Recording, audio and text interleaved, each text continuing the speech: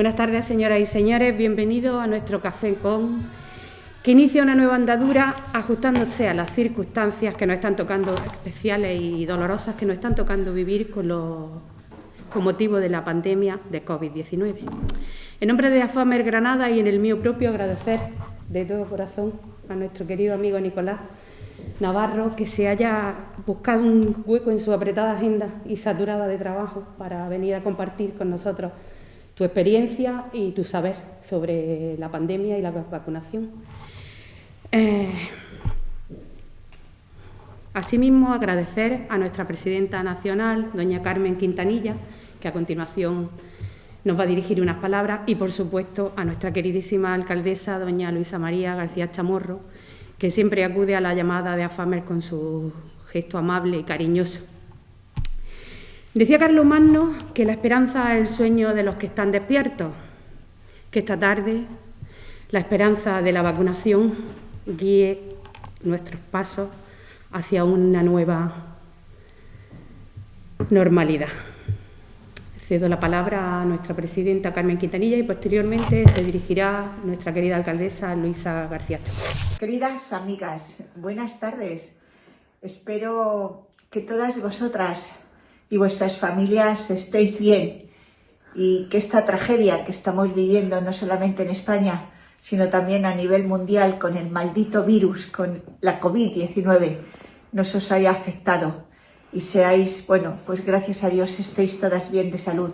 Y también espero que este maldito terremoto, es decir, vamos de tragedia en tragedia, que ha asolado algunos pueblos de Granada, no os haya afectado. Por lo tanto, mis primeras palabras es para desearos que todas estéis bien y, por supuesto, dar las gracias a nuestra presidenta de AFAMER Andalucía y presidenta de AFAMER Granada, a mi querida amiga Inma, por darme la oportunidad de dirigirme a todas vosotras en este café virtual, un café virtual que ha organizado y que además, bueno, como hacemos siempre las mujeres rurales de AFAMER, nos reinventamos y empezamos a hacer actividades que en estos momentos toca, y es que no nos podemos juntar, pero sí nos podemos unir a través de las nuevas tecnologías. Os deseo un magnífico café, os deseo que paséis una tarde maravillosa y además que sigamos levantando la bandera de la igualdad y que sigamos impulsando, como nosotras solamente lo sabemos hacer, la vida en nuestros pueblos y la igualdad de oportunidades. Queda un largo camino que recorrer. La discriminación todavía está presente en la vida de millones de mujeres rurales de España y también del mundo. Y por lo tanto, tenemos que seguir avanzando, seguir trabajando y seguir todas juntas en ese gran proyecto que es la gran familia de las mujeres rurales de AFAMER. Hasta pronto. Ya sabéis que os quiero mucho a todas y que vosotras sois la fuerza que movéis esta gran organización, esta gran asociación. Un beso muy fuerte y feliz café. Un abrazo. Adiós. Muchas gracias a Carmen Quintanilla, muchas gracias a Mari Carmen Álvarez, a la presidenta de AFAMER Andalucía, AFAMER Granada, Inmaculada Torres, pero me van a permitir, lógicamente, que le dé la gracia especialmente a Nicolás Navarro, que hoy no está aquí en calidad de teniente alcalde del Ayuntamiento de Motril, de primer teniente alcalde, sino que está en calidad de médico, que es su profesión. Y el tema, y quiero dar las gracias porque los momentos por los que igual estamos atravesando, no solo en Motril, sino a nivel mundial, están siendo muy, muy complicados. Decir que, bueno, afortunadamente en Motril llevamos 2 días consecutivos de bajada de la tasa de contagios, pero tenemos que seguir insistiendo en la prevención y apelando en la responsabilidad. Y no me cabe la menor duda que la charla que nos va a dar hoy Nicolás, bueno, pues nos va a concienciar aún más, si cabe, de la importancia que tiene tomar las medidas de precaución necesarias, lo que significa la vacuna cuando llegue la vacuna, aunque bueno, hoy los datos que arrojaba el CIS son esperanzadores en el sentido de que ellas es más del 70% de la población española, al menos de los encuestados, los que ya estarían dispuestos a ponerse la vacuna cuando hace una semana apenas rozaba el 50%. Es muy importante que cuando las vacunas lleguen y estén a disposición de todas las personas, según el protocolo que ha establecido el Ministerio de Sanidad. Bueno, pues nos vacunemos cuando nos toque, nos vacunemos, que eso es muy importante cuando nos toque. Y yo creo que hoy Nicolau, bueno, pues va a hablar de la importancia de la vacunación, y también, bueno, pues esperemos que ayude con esta charla, ayudemos a concienciar a la gente, en este caso a las personas que nos están viendo a través de las redes sociales, de la importancia que tenemos todavía a la hora de prevenir los contagios, de seguir guardando todas las medidas de seguridad. Así que Inma, Mari Carmen, Nico, muchas gracias, y le cedo la palabra al protagonista de esta tarde, de este café, Nicolás Navarro. El día que me lo planteó Inmaculada y Mari Carmen, pues lo tuve claro, y era necesario que me prestara a esto, que me prestara a compartir con vosotros pues la experiencia que hemos tenido en estos meses, porque gracias al trabajo y a la información y al conocimiento de muchos profesionales sanitarios hemos ido aprendiendo todos en nuestro día a día en la labor de médico. Hoy, como bien decía nuestra alcaldesa, no tengo el atuendo de político, sino que me pongo el atuendo de médico para compartir mi día a día que compagino con la política, y que verdaderamente pues me llena de orgullo el poder ayudar tanto en la política como en este caso en la salud. Y por eso creo necesario que la información que yo he ido almacenando durante todo este tiempo, la experiencia en estos meses importantes en esta situación actual, pues la ponga al servicio de todos los ciudadanos, y también la ponga al servicio pues de todos aquellos que quieren conocer de una forma amena pues lo que es el coronavirus, de lo que estamos hablando, de a qué nos estamos enfrentando, y sobre todo a qué nos vamos a enfrentar en el futuro. Y para empezar, lo primero que me gustaría hacer es una reflexión. Si hace un año preguntáramos a la sociedad, y las preguntas que hacíamos en salud pública, la experiencia también que tengo como profesor de salud pública en la Universidad de Granada, pues lo que más preocupaba en la salud eran las enfermedades que estaban relacionadas directamente con los estilos de vida. Es decir, las enfermedades sistémicas, que no son más que las enfermedades que se van a producir como consecuencia de la degeneración o, digamos, las patologías que ocurren en el cuerpo humano. Es decir, como consecuencia de que el cuerpo se somete a un estrés importante por parte de los estilos de vida, tales como la obesidad, como la diabetes, eran las principales preocupaciones del organismo de salud. Y también las enfermedades cardiovasculares, que, como saben, son las enfermedades que son más frecuentes en todo el mundo. Es decir, las enfermedades relacionadas con los infartos, los ictus, son las enfermedades más frecuentes en la población. Y esa era la pregunta hace un año, y la respuesta tajante: las enfermedades sistémicas eran lo que más preocupaba, las enfermedades relacionadas con el estilo de vida. Si hoy en día preguntamos qué es la mayor preocupación de la salud, en general lo que tendríamos claro es la misma contundencia en la respuesta, pero una respuesta diferente. La mayor preocupación es la enfermedad del coronavirus, y sobre todo la COVID-19, que en este caso es lo que ha sorprendido a la población, lo que ha sorprendido al mundo y lo que ha sorprendido a toda la sociedad, y por tanto esa es la mayor preocupación que ahora mismo a nivel sanitario pues se tiene en el argot de la salud pública. Y para entender la enfermedad del coronavirus, sí que es verdad que hay que empezar pues teniendo en cuenta que no es una enfermedad sistémica, sino que es una enfermedad infecciosa. Enfermedades infecciosas en salud pues se determinan aquellas enfermedades que se van a transmitir pues de diferentes formas, y vamos a ver en esta charla cómo se transmiten, pero son enfermedades que están transmitidas por elementos patógenos, como son los microorganismos, que muchas veces no se conocían y muchas veces pues no se sabía qué eran, ¿no? Precisamente las grandes interrogantes en la enfermedad infecciosa a lo largo de la historia han sido cuáles eran los elementos, cuáles eran los mecanismos de contagio y cuáles eran los elementos que causan la enfermedad. En este caso, las enfermedades infecciosas están transmitidas por virus, están transmitidas por bacterias, por hongos, por parásitos, y además se pueden transmitir de forma directa o indirectamente entre persona y persona. Por tanto, lo primero que tenemos que saber para la enfermedad del coronavirus y el coronavirus es que está transmitido por un microorganismo, en este caso por un virus. Por otro lado, otro concepto importante es el concepto de zoonosis. La zoonosis no es más que esa enfermedad infecciosa que está en los animales y que se transmite de los animales a las personas.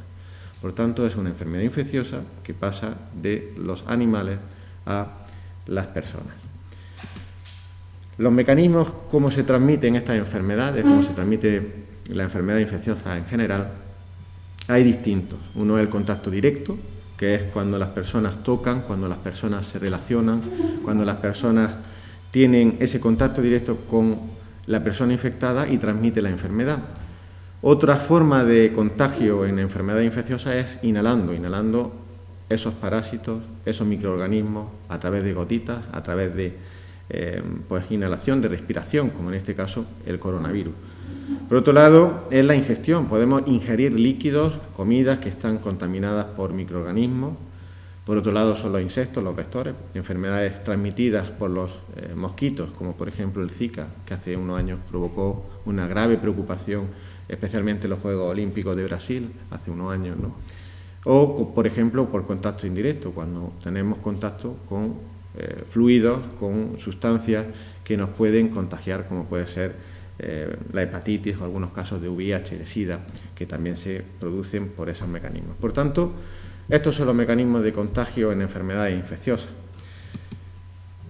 Si vemos que es un virus, que es una enfermedad infecciosa, que además se contagia por gotitas y que además está produciendo una alerta sanitaria a nivel mundial, entonces tenemos la pandemia del coronavirus. Pero para saber lo que es una pandemia tenemos que tener en cuenta tres conceptos. Uno, el concepto de brote. Muchas veces escuchamos, ha habido un brote en tal sitio. Un brote en una enfermedad infecciosa no es más que la aparición de una enfermedad en un sitio concreto durante una duración determinada. Eso es un brote de una enfermedad infecciosa.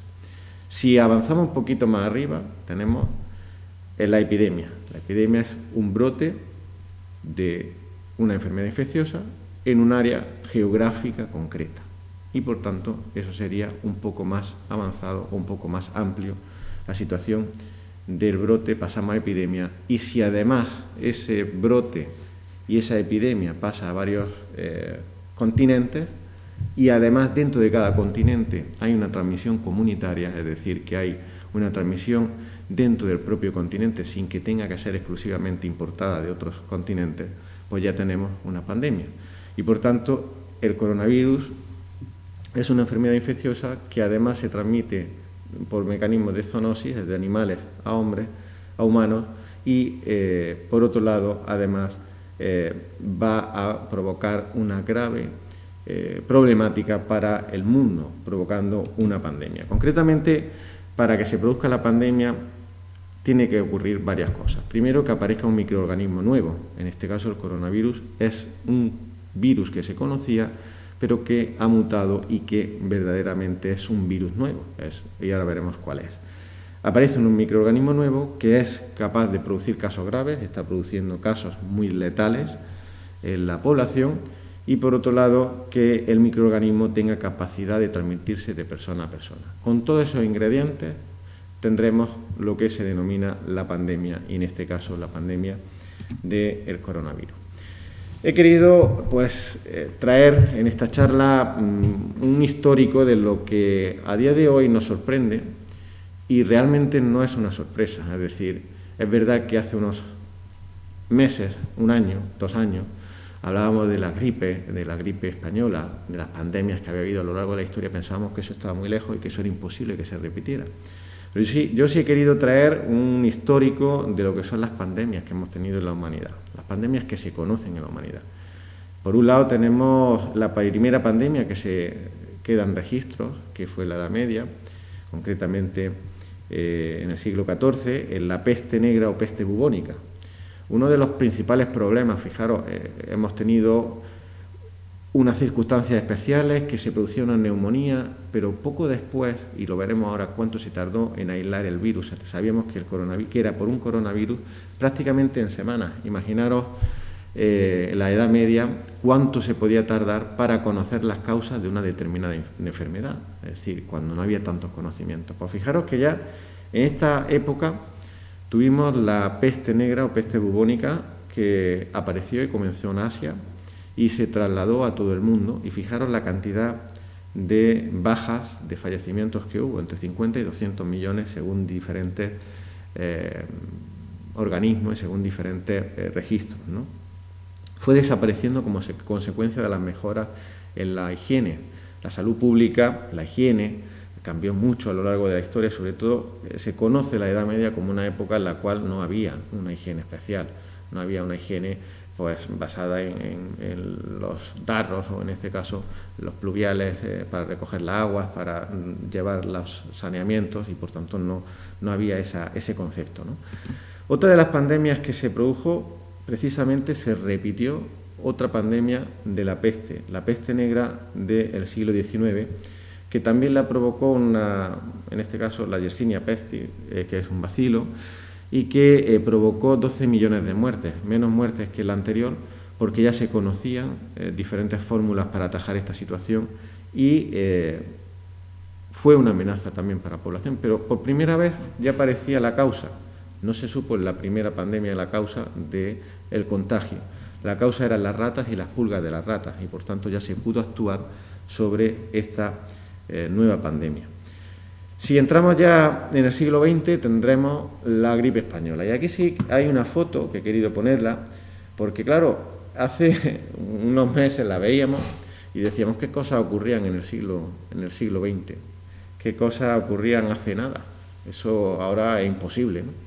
Pues fijaros, esto es una imagen muy parecida a lo que hoy en día hemos visto en IFEMA o hemos visto en diferentes tipos de hospitales de campaña, o como estamos viendo también en el hospital que se ha creado en el siglo XXI, el Hospital Zendal, para atajar este tipo de amenazas a la población.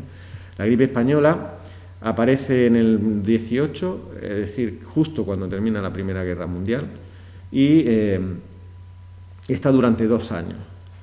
Esta gripe, muchos nos preguntamos, ¿es que era española?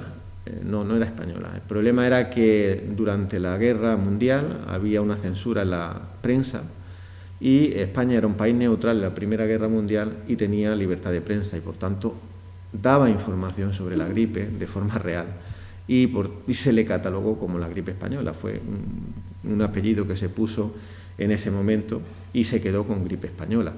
Fijaros que esa gripe en el siglo XX causó 50 millones de muertes, es decir, que es una gripe que ya estaba causando una serie de problemas a la población bastante importantes. En España concretamente hubo 8 millones de personas infectadas y 300.000 muertos en aquella época. Fijaros que quién iba a decir que eso ocurrió en el siglo XX, y quién iba a decir que en el siglo XXI, a finales del siglo, o sea, en el principio del siglo XXI, íbamos a tener una situación parecida, ¿no? Posteriormente teníamos la gripe asiática, que fue en 1957-58, que también vino de Asia, de China en este caso, y además también se resolvió con 2 millones de muertos, por tanto otra pandemia que creó muchas muertes en todo el mundo, concretamente 10.000 en España. Otra de las pandemias que a día de hoy no se ha resuelto es el VIH, ¿no? La pandemia del SIDA, ¿no? Como se denominaba en los años 80, independientemente de si era el virus o si era la enfermedad. Fijaros, y he querido mostrar en esta diapositiva cómo cuando aparece, durante 2 o 3 años se pensaba que era un cáncer, y aparece un cáncer, un tipo, y así se reportó en la prensa estadounidense, aparece en Estados Unidos, y se reporta como un cáncer raro aparece en 41 homosexuales, es decir, se pensó que era un cáncer de la población homosexual, y también se transmitió en la prensa española y en la prensa de entonces y en la prensa europea como la posibilidad de que hubiera un cáncer diferente y que afectaba solamente a homosexuales. Fijaros que se tardó varios años en conocer que estaba provocado por un virus, que era el virus del VIH, y que producía esa importante enfermedad que es el SIDA, que en los años 80 era una enfermedad mortal y que afortunadamente a día de hoy, que aunque no tenga cura, si es una enfermedad crónica que no está produciendo muertes, si hay un control y un tratamiento eficaz, ¿no? Pero fijaros que esa enfermedad ha producido entre 25 y 35 millones de fallecidos en el mundo, es decir que no se presta mucha atención, pero todos los años hay aproximadamente 2 millones de infectados y sigue habiendo muchas muertes, especialmente en el tercer mundo, en África, y eso está generando problemas a día de hoy y esa pandemia no se ha resuelto aún. Ébola, hace pocos años nos sobresaltábamos por una situación de una enfermedad que también venía, en este caso, de África, que lo producía un virus muy letal y que era una amenaza para la población. Afortunadamente, la población que se infectó fueron 28.000 personas, de las cuales 11.000 fueron fallecidos. Fijaros, 28.000 personas infectadas y 11.000 fallecidos. Estamos hablando prácticamente de un 50% de letalidad, con lo cual eso en un coronavirus hubiera sido prácticamente una catástrofe para la humanidad total y absolutamente. Afortunadamente esta situación se controló, tardó 2 años, el virus del ébola, en este caso la pandemia que se desarrolló en el año 2014-2016, 2 años en resolverse. Otra de las enfermedades que provocó una pandemia leve fue la del SARS, primer coronavirus, es decir, estamos hablando ya de que en el año 2002-2003 hubo una pandemia de un coronavirus y que generó 700 muertos oficiales y 8.000 infectados. El virus era mucho menos contagioso y también, afortunadamente, las distintas causas de la transmisión se controlaron y la población resistió bastante a esta amenaza. Una de las últimas, en este caso de las más importantes, fue la gripe A. La gripe A fue en el año 2009. Se provocó por una gripe, una variación, una mutación de la gripe común y provocó una alarma importante a nivel de la Organización Mundial de la Salud, declarando la pandemia porque hubo muchos afectados en muchos países y en España concretamente hubo 270 muertos, pero sí que es verdad que fue una alerta importante en todos los centros sanitarios. No sabíamos qué estaba pasando, estaba afectando a embarazadas, estaba afectando a personas jóvenes, a personas que no era lo habitual, personas obesas y que desgraciadamente en todas las provincias españolas hubo fallecidos y también en nuestra ciudad. 2019 aparece el coronavirus, la nueva versión del coronavirus, es decir, la nueva amenaza para este virus, que es una familia que normalmente vive en los animales y que solamente en determinadas circunstancias se produce el paso de animales a hombres y a humanos, en este caso, y esa es la zoonosis, ¿no? ¿Cómo se llama este nuevo coronavirus? Este nuevo coronavirus se llama SARS-CoV-2 y además es el virus que va a provocar la enfermedad de la COVID-19. Por eso muchas veces decimos coronavirus o la. En este caso es el virus del coronavirus, que es el SARS-CoV-2, y la enfermedad que produce el virus es la COVID-19, la enfermedad de la COVID-19.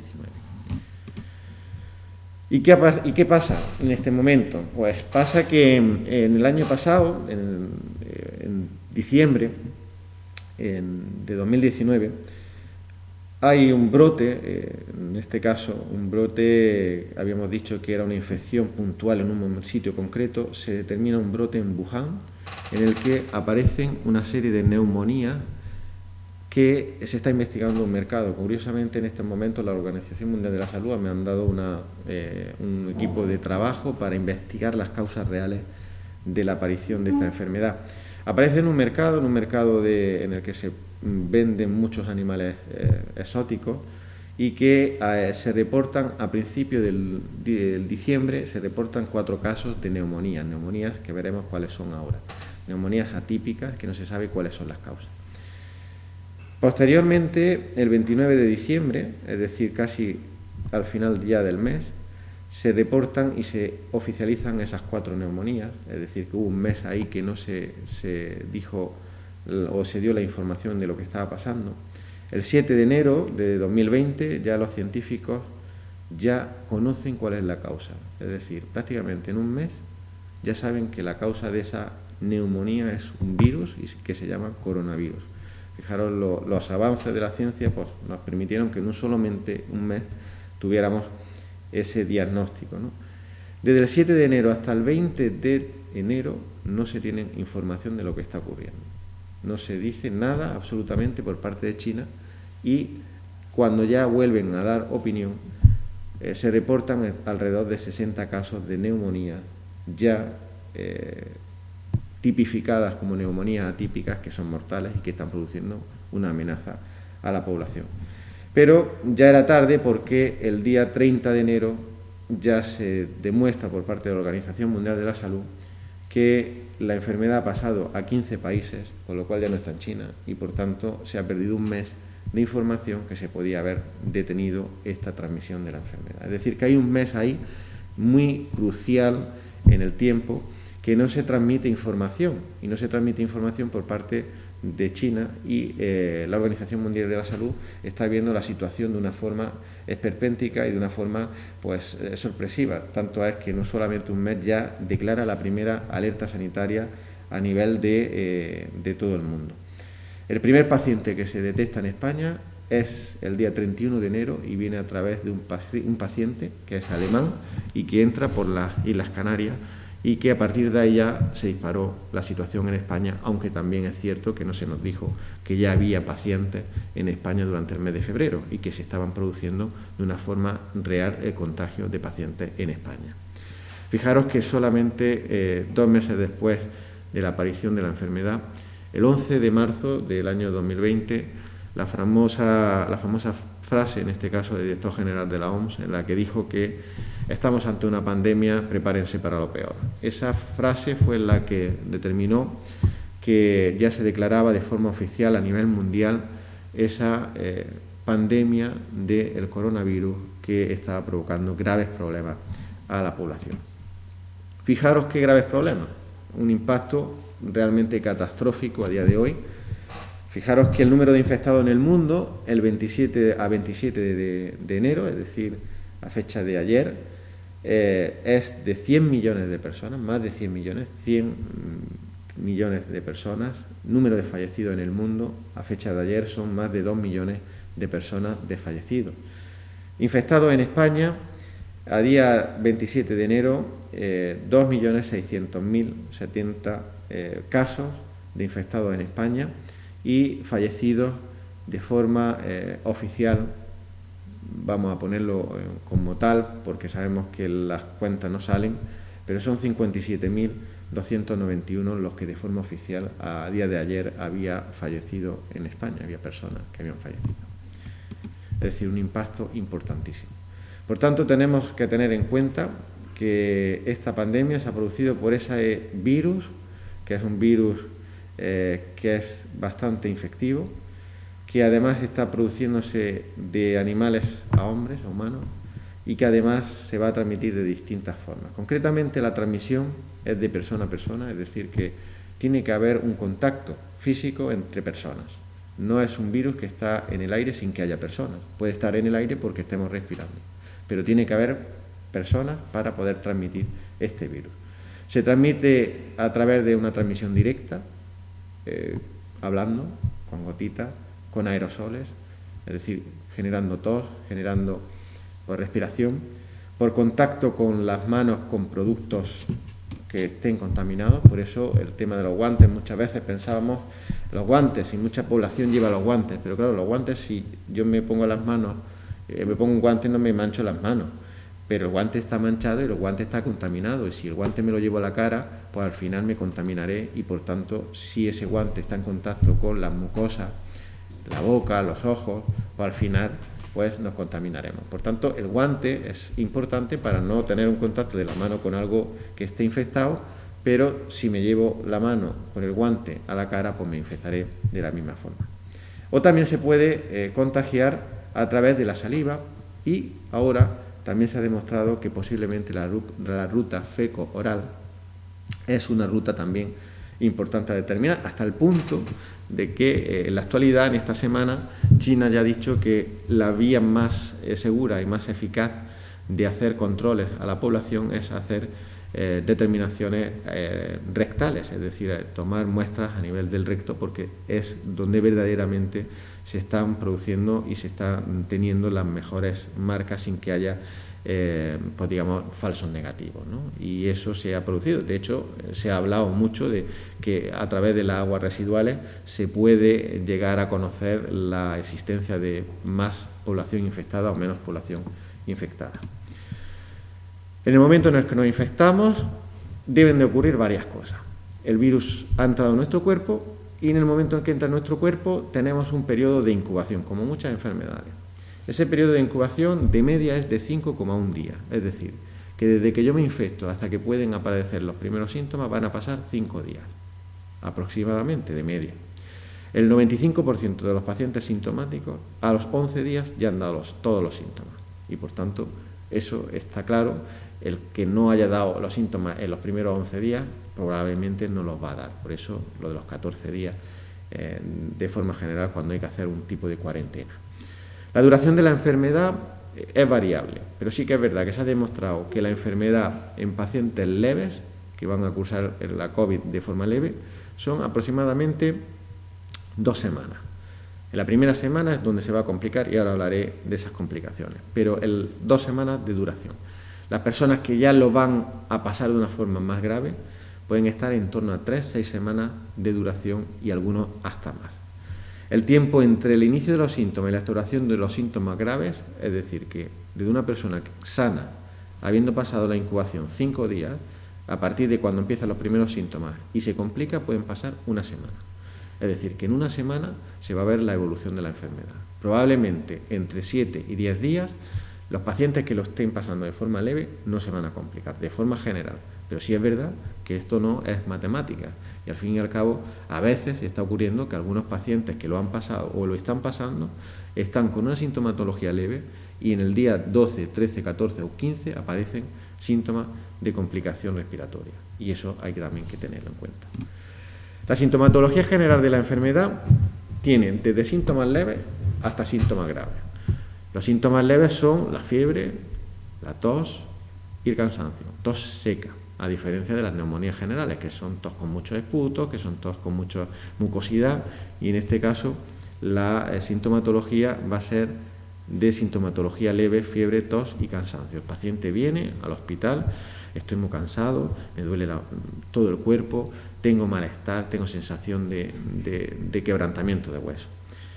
Otros síntomas menos comunes son las molestias y los dolores musculares, como hemos dicho, dolor de garganta, algunos pacientes vienen con diarrea, otros pacientes vienen con conjuntivitis, muchos vienen con dolores de cabeza, pérdida del sentido de olfato y gusto, es uno de los síntomas característicos de esta enfermedad, en la que de repente viene gente joven, generalmente la gente joven, he dejado de oler, he dejado de tener sabor, y ese es el único síntoma que presentan. Probablemente en la primera ola de la pandemia, que no teníamos tantas pruebas diagnósticas, pues diagnosticábamos así los posibles casos y les decíamos que eran posibles casos de coronavirus.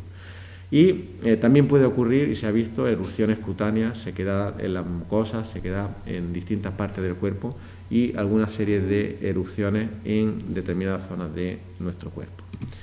Los síntomas graves, que son los que nos tienen que preocupar especialmente, pues los primeros son la dificultad para respirar. Un paciente viene y en 1 semana te está diciendo que le cuesta trabajo respirar, que le cuesta trabajo, que no le entra el aire en los pulmones porque se está produciendo una serie de alteraciones que la vamos a ver ahora.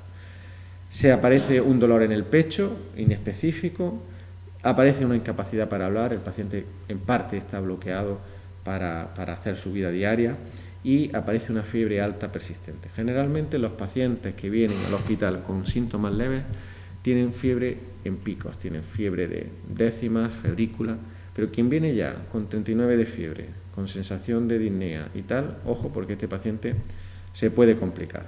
Y también estamos viendo tristemente que hay muchos pacientes que están teniendo complicaciones de tipo neurológico, es decir, pacientes que están teniendo problemas a la hora de andar, a la hora de recordar cosas y a la hora de tener la movilidad de nuestros miembros. El diagnóstico de la enfermedad es algo que también preocupa a la población y que también hay un desconocimiento generalizado en determinadas cosas. Mucha gente viene y lo primero que te dice, quiero una PCR, quiero tal, quiero un test, quiero no sé cuánto. Bueno, pues hay 3 pruebas claras, ¿no? Una que es la PCR, otra que es la prueba de antígeno y otra que es son los test rápidos. La PCR y la prueba de antígeno van a tener algo en común. Miden el virus, parte del virus. Y los test de anticuerpos miden la protección con la inmunidad que ha generado el cuerpo ante una infección. Por tanto, la PCR mide, en este caso, material genético del virus, cuando se coge una muestra a nivel de las fosas nasales y la zona de la fosa, en este caso faríngea, y el antígeno también se coge la misma muestra, lo que nos va a medir es la proteína del virus, o la proteína que tiene la superficie del virus. Por tanto, son pruebas muy similares, con una fiabilidad muy similar, aproximadamente del 97% de si se coge bien la muestra y si verdaderamente hay una secreción importante y se cogen bien las muestras. Por tanto, PCR y test de antígeno nos miden lo mismo, nos mide presencia del virus en nuestro cuerpo.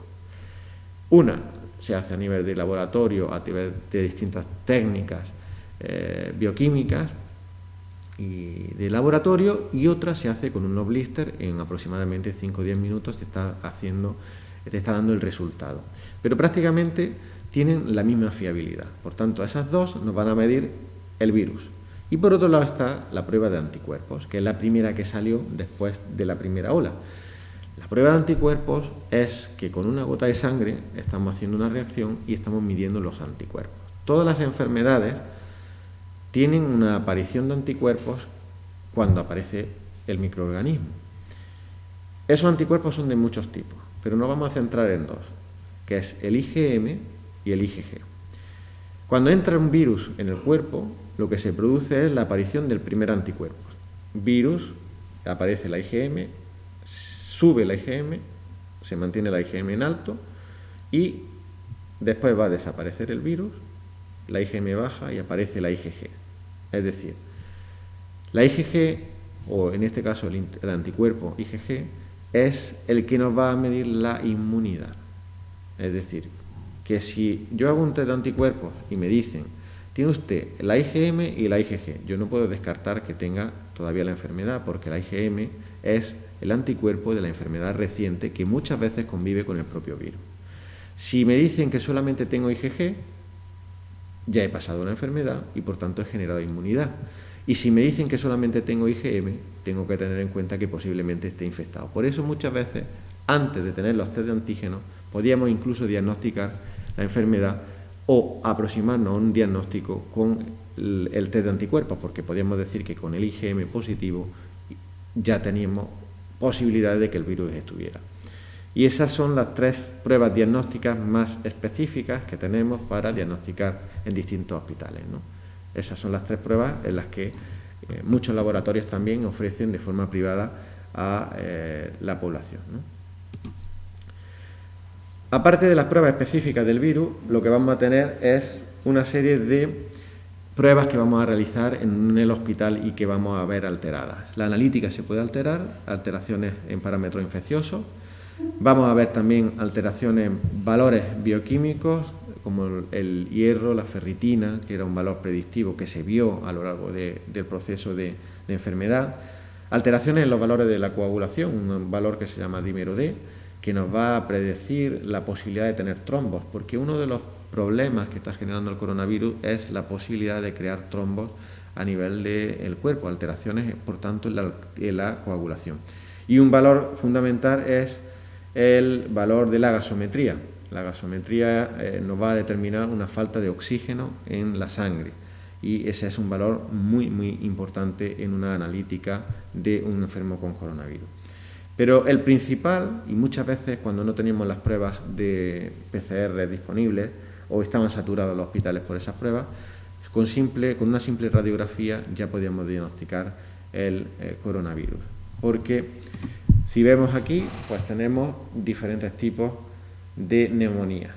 En la primera imagen vamos a tener una radiografía de un tórax normal, es decir, tenemos las costillas, tenemos la silueta cardíaca, tenemos los bronquios, los iliobronquiales, tanto el derecho como el izquierdo, y si nos vamos abajo vamos a tener una imagen en la que tenemos una neumonía típica.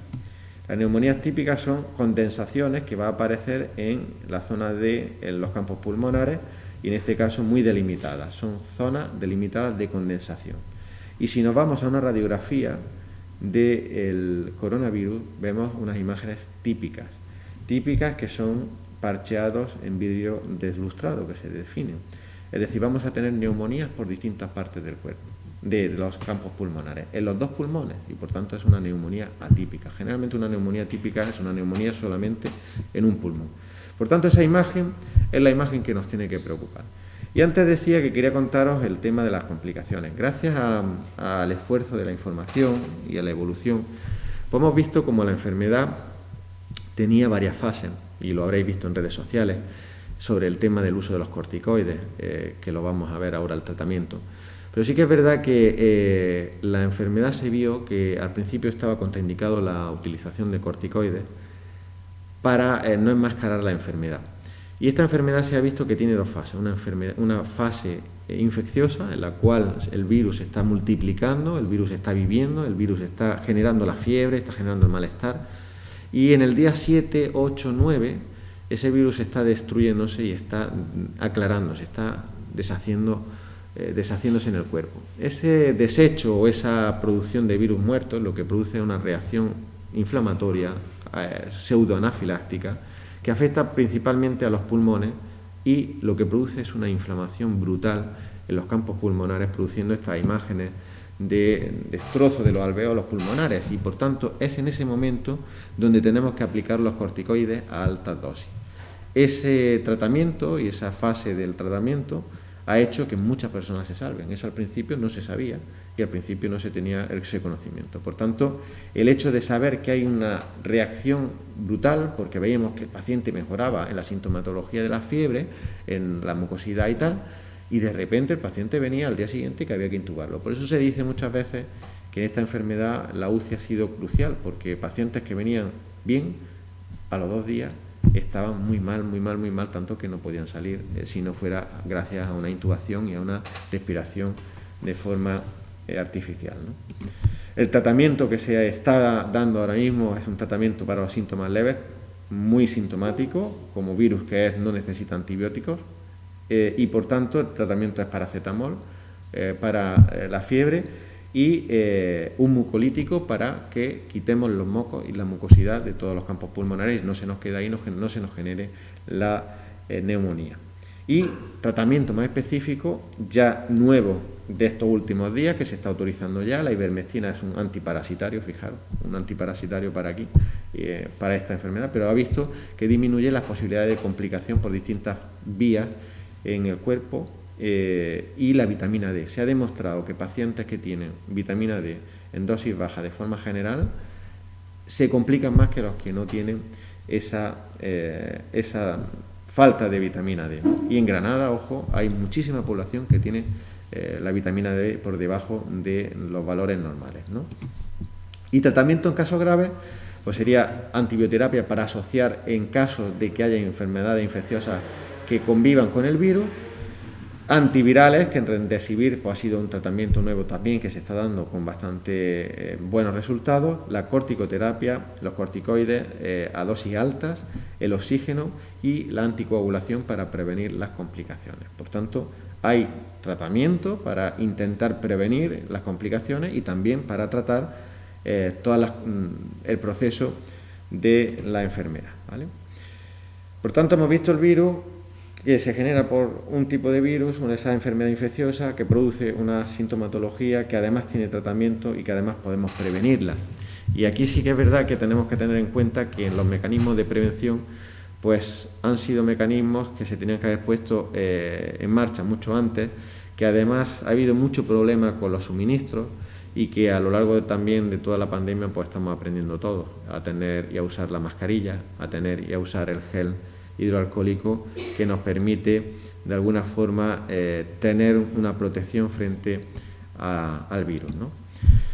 Esperanza en el futuro, esperanza en lo que viene, ¿no? Era otra parte de la charla y bueno, yo no me quiero extender mucho más, pero sí quiero ir diciendo algunas cosas sobre la esperanza en el futuro. La esperanza en el futuro es el comportamiento de la población, lo primero, y eso sí quiero decirlo, el comportamiento fundamental, que la población sea consciente. Por eso quería dar esta charla en cierta medida, porque todo el mundo tiene que conocer lo que es el coronavirus y dónde nos lleva si no hacemos las cosas bien. Hemos visto que en las pandemias anteriores la mejora, el conocimiento y la actitud de la población hizo que los propios virus se fueran, no había tanta ciencia y los virus se fueron. Y aquí que tenemos conocimiento y que tenemos ciencia y que además tenemos tratamiento, pues tenemos que poner todo de la mano para que esto mejore en el futuro. La vacunación es nuestra esperanza, la esperanza principal de la población. La vacunación no es más que una forma de producir una reacción en el cuerpo para que produzca una defensa ante esta enfermedad. Por tanto, las vacunas se ponen para activar en el cuerpo esos mecanismos de inmunidad que tenemos desde que nacemos. El origen de la vacuna, fijaros, ya en el siglo XVIII fue a través de un médico inglés rural, iba a diferentes tipos de granjas y en aquel momento Edward Jenner, que fue el médico rural que descubrió la vacuna, lo que hacía era coger diferentes fluidos de personas que se habían infectado a través del contacto con las vacas de viruela. Y se habían infectado de viruela y cogía fluidos y probó en niños que estaban en la aldea y vio que esa inoculación, esa puesta de esa pus que generaba la herida de la viruela o posibles roces que se producían en la granja, en las personas, ese fluido pues se aplicó a esos niños y esos niños no tuvieron esa enfermedad. Ese fue el origen de las vacunas en 1796. Y vacunas COVID en el siglo XXI, pues vemos que hay de diferentes formas. Hay gente, esa es la del bicho entero, esa es la del material, esa es la de... Pues hay tres tipos de vacunas, ¿no? Tres tipos de vacunas concretas. Una que tiene el material genético completo o casi completo, otras que tienen partes del virus, concretamente proteínas del virus, y otras que tienen el virus que está atenuado, que está muerto y que cogen otro tipo de virus que no es letal, que no es malo, que no es un virus que va a producir la enfermedad y lo utilizan para meterle esa información del virus, digamos, muerto. Del virus completo. Por tanto, hay tres tipos de vacunas contra el coronavirus. ¿Efectos secundarios de las vacunas? Pues hemos visto que son efectos leves. Dolor en el brazo, está generando un poquito de dolor en el brazo. Mucha población no tiene ningún tipo de dolor, pero sí puede producir un cuadro pseudogripal al día siguiente en algunos casos.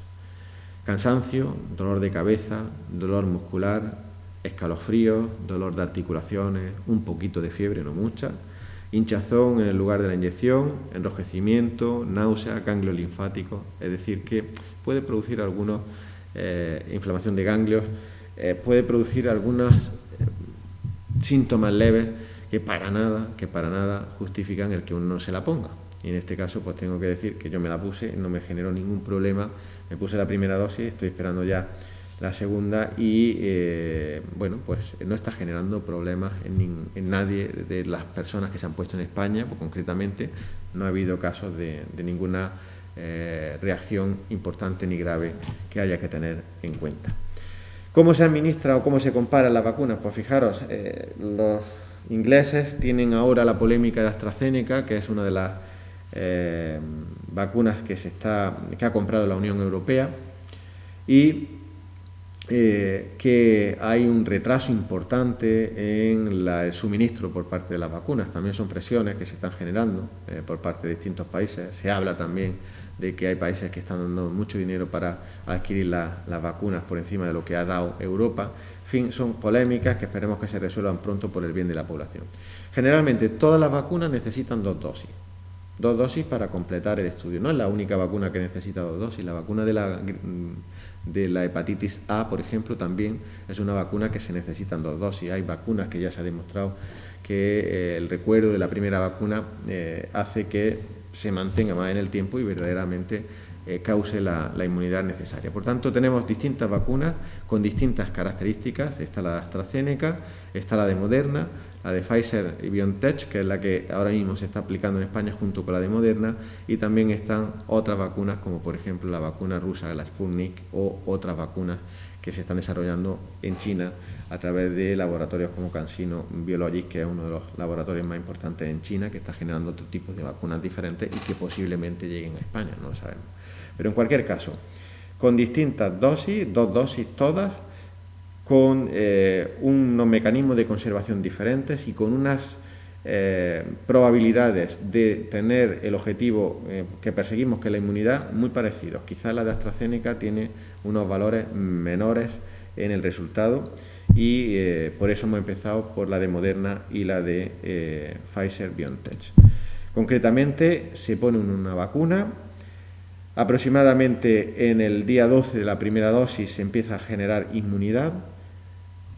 Conseguimos una proporción del 30 al 40% de la inmunidad necesaria con la primera dosis. Se ha visto ya en países como Israel, que es el país que está más avanzado en la vacunación, que está generando mayor inmunidad de lo pensado la primera dosis y que verdaderamente ha bajado de forma importante el nivel de contagios. Por tanto, se pone la primera dosis y a los 21 días se pone la segunda dosis. Y una semana después es cuando se genera la inmunidad completa en la población. Es decir, que necesitamos 28 días desde la primera vacuna para que tengamos la inmunidad total en cada individuo, en cada persona que se la pone. El plan de vacunación europeo, fijaros que Europa compró 300 millones de vacunas de Pfizer, el día 8 de enero compró otros 300 millones de vacunas de Pfizer, y al mismo tiempo ha comprado 160 millones de la vacuna de Moderna. Eso supone pues que tendríamos, teniendo en cuenta que hay que poner 2 dosis, para vacunar el 80% de la población europea y que van a completar ahora con la vacuna AstraZeneca. El resultado final es más de 1.000 vacunas las que quiere comprar la Unión Europea para que haya vacunas para todo el mundo y los excedentes destinarlos a países subdesarrollados que no tienen posibilidades de vacunar, ¿no? El plan de vacunación español, pues sabéis que hay una serie de polémicas en torno a si se va a cumplir, no se va a cumplir. Es un plan en el que bueno, pues se ha comenzado por los sanitarios, se ha comenzado por las personas más vulnerables, que son las personas de la residencia, y que abarcaría hasta el mes de marzo aproximadamente. Afortunadamente hemos visto, y hoy nuestra alcaldesa decía que las residencias ya de Motril todas tienen su vacuna puesta, en Granada prácticamente también, y por tanto yo creo que ese era el primer paso, se ha cumplido, pero sí es verdad que estamos en estos momentos en una situación de incertidumbre porque las dosis que se estaban mandando semanalmente se han parado y esperamos que se desbloquee cuanto antes esta situación. Fase 2 y 3 a partir de abril, personas mayores de 64 años, personas con condiciones de riesgo, personas que van a vivir con determinadas circunstancias familiares, y ya a partir de junio, julio, la vacunación en la población infantil, adolescentes y esperemos que el resto de la población. Yo creo que con esfuerzo de la población, con esfuerzo de los gobiernos y que presiones de la Unión Europea podemos tener la vacunación de la población cuanto antes y esperemos que se desbloqueen esas vacunas lo antes posible. Y por tanto, esta es la charla que había preparado para todos vosotros, para todas las personas que vais a seguir, que lo importante es que se haya transmitido, que se quede esta charla para que quien quiera consultarla la pueda consultar.